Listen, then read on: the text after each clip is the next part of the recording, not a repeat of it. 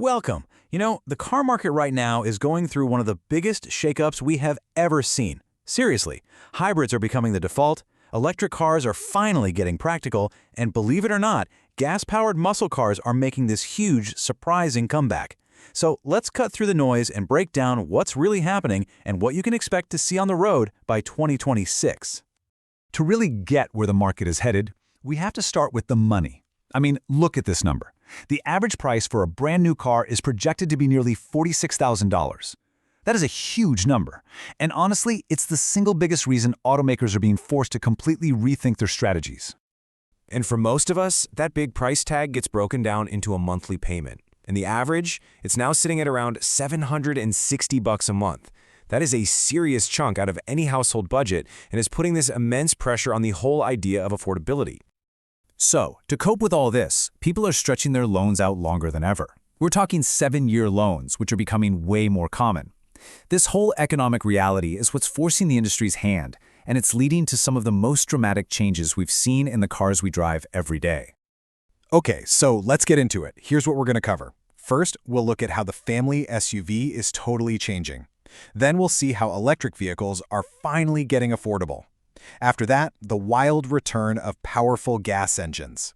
Then this shift to cars basically becoming rolling computers. And finally, we'll separate the hype from reality on next-gen batteries.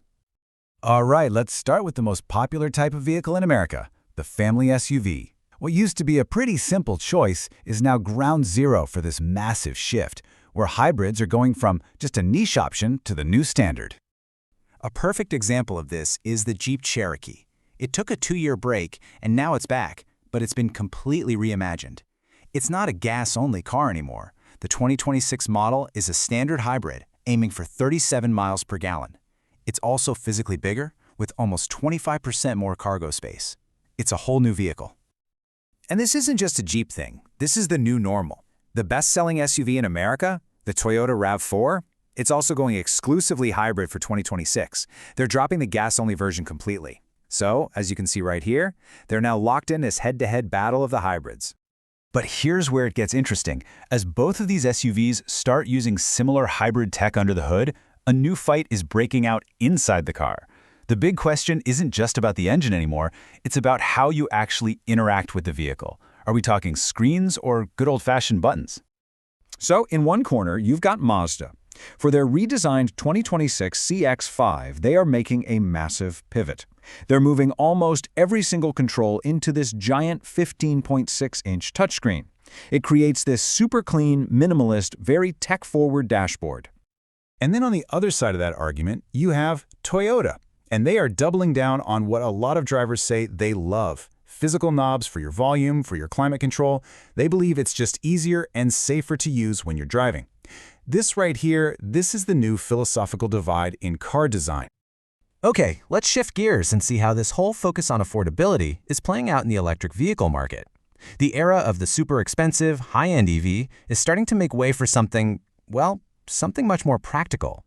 The comeback of the Chevy Bolt is a huge deal here. It's returning on GM's modern Ultium platform. That means faster charging, the new NACS port, but the real headline is the price. They're targeting a starting point just under $29,000, and that puts it in reach for a whole new group of buyers. This quote, it really just captures the spirit of the next big thing in affordable EVs. For years, all the headlines have been about these massive, expensive electric trucks, and now a new company is asking, did we ever really need something like that? So, meet the Slate truck. It represents a total reset. It's a small, simple, 2-seater pickup that's built for utility, not for luxury. With the target price around $25,000, swappable body panels so you can customize it, and enough range for city work, it's basically the electric version of the classic mini truck. It's affordable, it's practical, and it's a direct challenge to the idea that all EVs have to be complicated and expensive. Now, just when it seems like absolutely everything is going electric or hybrid, something fascinating is happening. In a direct response to a very different kind of car buyer, we are seeing this powerful, unapologetic comeback of gasoline engines in performance cars. Just look at this lineup. Ram is bringing back the legendary Hemi V8 because customers literally demanded it. Dodge is launching its new electric Charger, but right next to it in the showroom will be a gas-powered version with a 550 horsepower inline-six. And Ford, they're getting an 800-plus horsepower Mustang GT500 ready. This is the other side of the coin. Automakers are electrifying their daily drivers while celebrating high-margin, high-passion gas power in their most iconic models. This split between what powers our cars leads us right to the next big shift, one that's moving the focus from what's under the hood to what's on the dashboard. The very soul of the car is changing, as it becomes essentially a computer on wheels. The whole idea is built around this concept, the software-defined vehicle. And what that really means is that the car's features, everything from its performance to its entertainment system, are all controlled by code that can be updated over the air, just like your phone. This completely changes what it means to own a car. Your car could get new features, better efficiency, or a totally new interface years after you first bought it. The upcoming BMW iX3 shows you exactly what this looks like in the real world. It completely gets rid of the traditional instrument cluster. It's gone. Instead, it projects this massive 43-inch panoramic vision display across the entire base of the windshield.